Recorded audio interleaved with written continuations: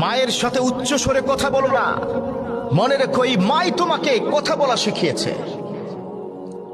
কেন ভুলে যাও গত রাতে वो लीडर ही क्या, वो काम ही क्या जिसमें भूख याद आए। अगर कोई इंसान काम कर रहा है उसको भूख याद आ रही है। अगर कोई इंसान काम कर रहा है